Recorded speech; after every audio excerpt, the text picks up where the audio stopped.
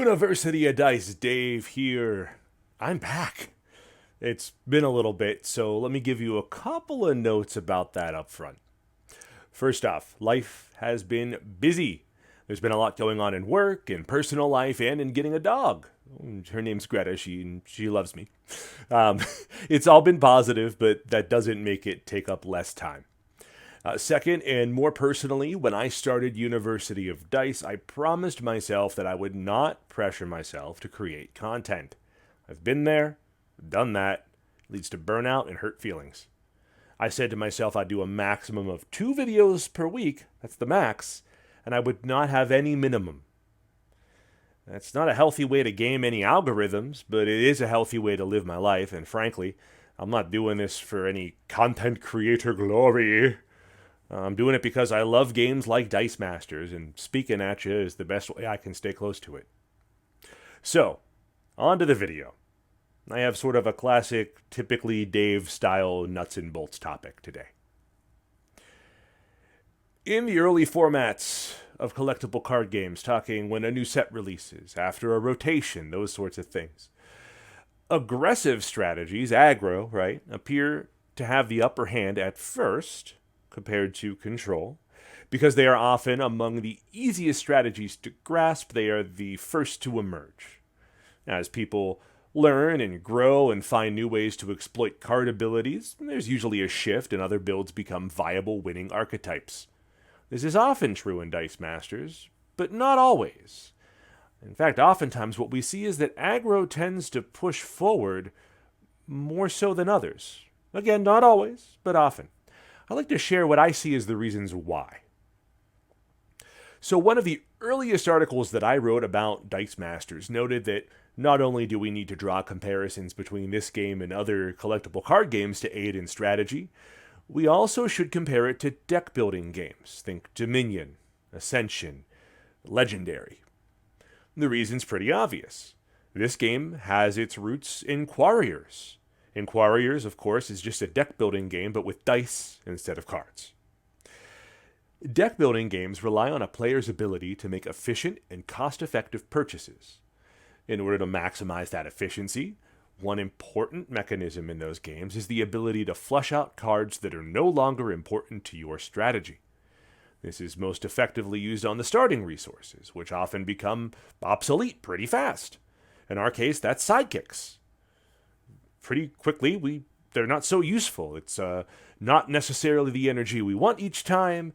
We're not always happy to see them come up because sidekicks themselves are generally not a win condition. They can offer at most 1 energy for us to spend.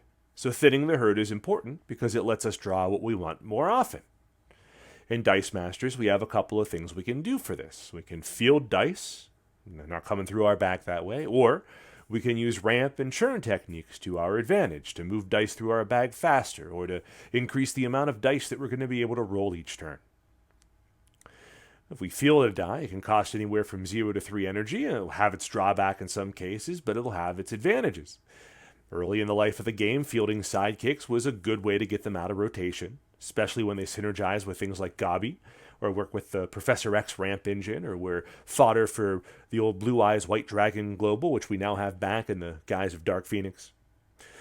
But fielding characters is not really the reason that aggressive teams continue to be incredibly effective teams. I mean, it helps. It's a natural thing that we should get more things in the field where they can attack and other stuff.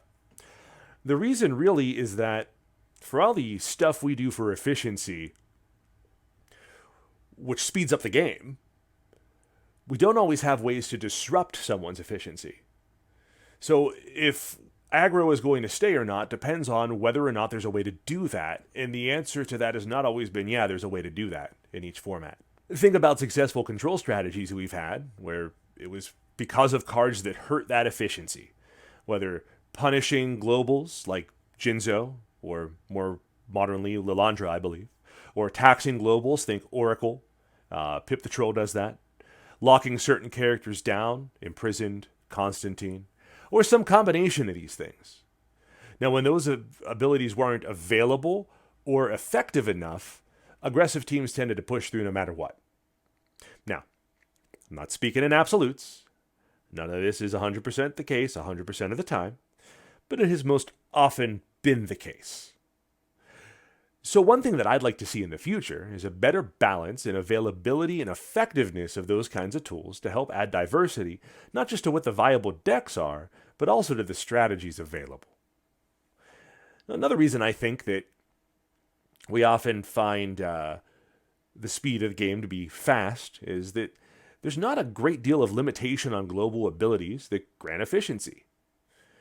So in another game, if I don't have a card, I don't have access to that ability. If I play a card and it goes to discard because I played it, I'm not using that again unless I have some special tech to bring that back.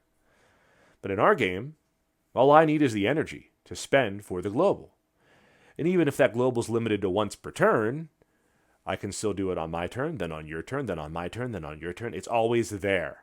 It's not just that the ability is global, it's that the ability is omnipresent. It might be interesting to find ways to limit a global.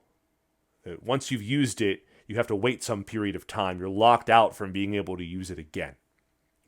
That could be complicated, but it would be interesting to see if we could find a way to make it work.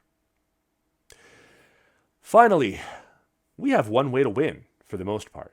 You know, we've seen them willing to give us alternate win conditions with Hellfire Gala, right? But more innovation in that space would be excellent.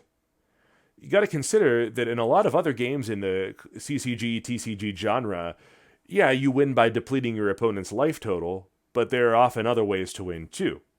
Sometimes it's an ability granted by cards, sometimes it's something that looks for a specific board state, sometimes it's forcing your opponent to run out of cards to draw, and so forth and so on. Those things are built into the game.